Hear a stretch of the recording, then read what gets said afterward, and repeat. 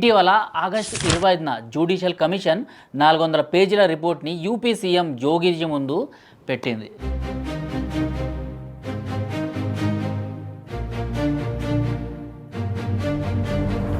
ఒకప్పుడు సంబాల్ నగరం అని చెప్పగానే మనకు గుర్తొచ్చేవి రెండు విషయాలు.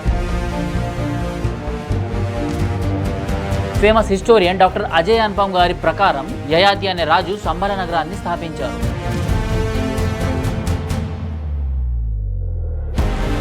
Archaeological survey of India Carlleyle's 1879 report ప్రకారం సంబాల్లో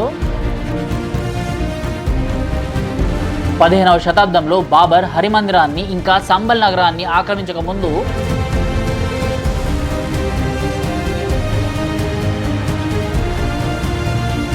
ముస్లింలు 70% మెజార్టీ, హిందువులు కేవలం 20%కి ఒక్కసారిగా పడిపోయారు.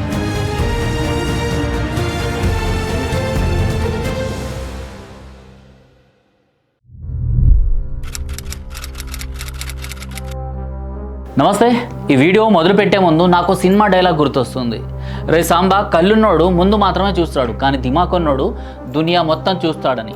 ఎందుకంటే నిన్న మొన్న సాంబాల్లో జరిగిన హిందువుల మారణ హోమాన్ని ఒక కమ్యూనల్ వైలెన్స్గా లేదా రిలీజియస్ వైలెన్స్గా చిత్రీకరించిన మన కళ్ళున్న లెఫ్టిస్ట్ మీడియా కొంచెం దిమాగ్ పెట్టి ఆలోచించాల్సిన విషయాలు చాలానే ఉన్నాయి. ఇటీవల ఆగస్టు 25న జ్యుడిషియల్ కమిషన్ 400 పేజీల రిపోర్ట్ని యూపీ సీఎం జోగిజీ ముందు పెట్టింది. ఆ రిపోర్ట్లో ఏముంది? The massive demographic change. Independence టైంలో 40% ఉన్న హిందువులు ఇప్పుడు 15%కి తగ్గుముఖం పట్టారు. 400 పేజీల రిపోర్ట్లో ప్రస్తావించిన హిందువులు ఎందుకు తగ్గారు? వాటికి కారణాలేంటి? సంబాల్ పట్టణం పౌరాణిక చరిత్ర ఆధారంగా ఎలా ఉండేది, ఎలా మారబోతుంది అని డీటెయిల్ రిపోర్ట్ని క్యాబినెట్ సమావేశంలో పెట్టడానికి యోగిజీ ప్రభుత్వం తగిన చర్యలు చేస్తుంది. ఆ రిపోర్ట్ గురించి డీటెయిల్గా మాట్లాడే ముందు మనం అందరం కొన్ని విషయాలు తెలుసుకోవాలి. ఒకప్పుడు సంబాల్ నగరం అనేసి చెప్పగానే మనకు గుర్తొచ్చేవి రెండు. అందులో ఒకటి విష్ణు భగవానుడి 10వ అవతారమైన కల్కి జన్మస్థలం అని, రెండవది శాంతికి సాంప్రదాయాలకు చిహ్నంగా నిలిచిన శంబాల నగరం. కానీ ఇప్పుడు శంబాలలో అడుగడుగున జరుగుతున్నది హింసలు, హిందూ మారణ హోమాలు, తగ్గుతున్న హిందూ జనాభా. ఇదే రేపటి శంబాల నగరానికి చిహ్నమా? ఉత్తరప్రదేశ్లో సంబాల్ నగరం ఆధ్యాత్మిక దైవత్వానికి ఇంకా మన చరిత్రకి ప్రతిరూపం.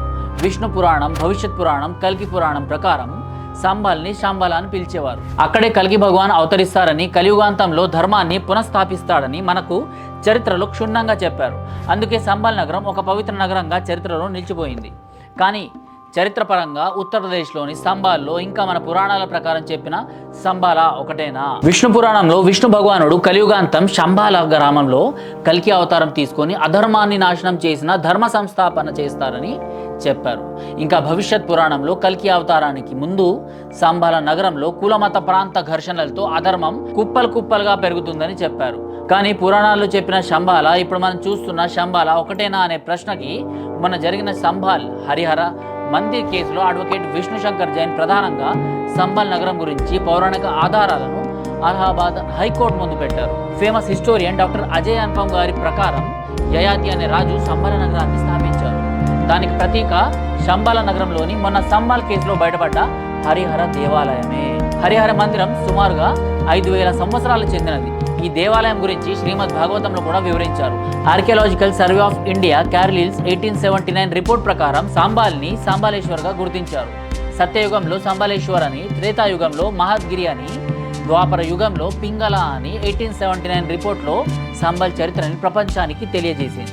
ద్వాపర యుగాంతరం పింగళ గ్రామాన్ని మౌర్యులు సంబల్ గ్రామంగా పిలువసాగారు. ఇలా చరిత్రలో హిందువుల భూమిగా ఉన్న ఉత్తరప్రదేశ్లోని సంబాలలో ఇప్పుడు హిందువులు 15% పడిపోవడం విన్నప్పుడు మనసు కదిలిపోతుంది. నిజంగా భవిష్య పురాణంలో చెప్పిన కల్కి భగవాన్ ఆగమనం ఇప్పుడైనా, కలియుగాంతం ఇప్పుడే అవ్వబోతుందా అని. అనాది కాలంగా ఉన్న చరిత్రని, చారిత్రక కట్టడాలను ముస్లిం దురాక్రమణదారులు సనాతన చరిత్రకి మాయని మచ్చలు మిగిల్చారు. 15వ శతాబ్దంలో బాబర్ హరిమందిరాన్ని ఇంకా సంబల్ నగరాన్ని ఆక్రమించక ముందు సంబాల్లో హిందువుల జనాభా 100%, ముస్లింలు 0%. అది మెల్లిగా 1947 వరకు హిందువులు ఇక్కడ సుమారు 40%గా, ముస్లింలు 50%గా చేరారు. ఆ తర్వాత 2011లో బయటపెట్టిన సెన్సస్ ప్రకారం ముస్లింలు 70% మెజార్టీ, హిందువులు కేవలం 20%కి ఒక్కసారిగా పడిపోయారు. ఇంకా 2025లో వచ్చిన రిపోర్ట్స్ ప్రకారం హిందువులు 15%, ముస్లిమ్స్ 80%. సంబాల్ హిందువులపై, హిందూ దేవాలయాలపై ముస్లిం సంస్థలు ఎన్నోసార్లు దాడులు చేశారు.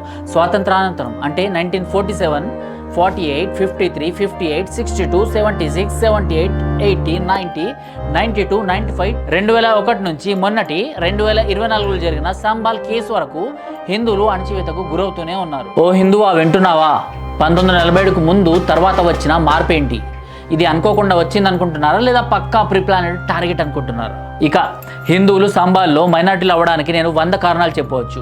హిందువులు భయపడి వలసలకు వెళ్ళిపోయారు అని, ముస్లింల ఫర్టిలిటీ రేట్ హిందువుల కంటే ఎక్కువ అని, communal politics, imbalanced religious conflicts అని ఎన్నో చెప్పవచ్చు.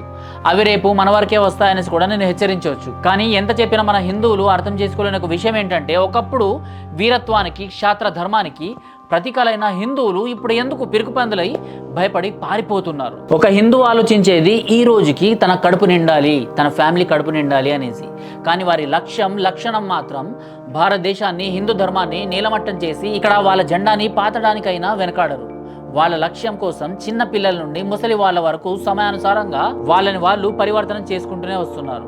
వాళ్ళ భవిష్యత్తుని, కలను నెరవేర్చుకునేందుకు మెల్లిమెల్లిగా అడుగులు వేస్తూనే ఉన్నారు. కానీ ఒక హిందువు ఏం చేస్తున్నాడు?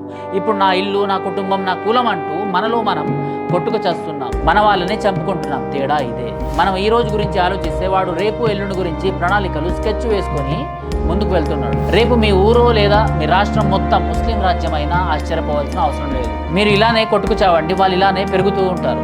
ఇక ఫైనల్గా ఒక మాట, హిందువులు మైనార్టీలుగా కేవలం సంబాల్లోనే కాదు, యావత్ భారతదేశంలోని ఎన్నో గ్రామాల్లో, ఎన్నో రాష్ట్రాల్లో మెజార్టీలు ముస్లింలే. ఇది మీరు నమ్మినా నమ్మకపోయినా ఇదే నిజం, ఇదే వాస్తవం. దీన్ని తిప్పి కొట్టాలంటే హిందువులు సంఘటితం అవ్వాలి, హిందూ జనాభా పెరగాలి, హిందూ సమాజంలో ఉన్న తప్పుడు ప్రచారాలను, కుల ఘర్షణలు నిర్మూలించాలి. మనందరం తలుచుకుంటే ఇది సాధ్యమే. ఆలోచించండి, ఆలోచించేలా చేయండి. జై హింద్, జై భారత్.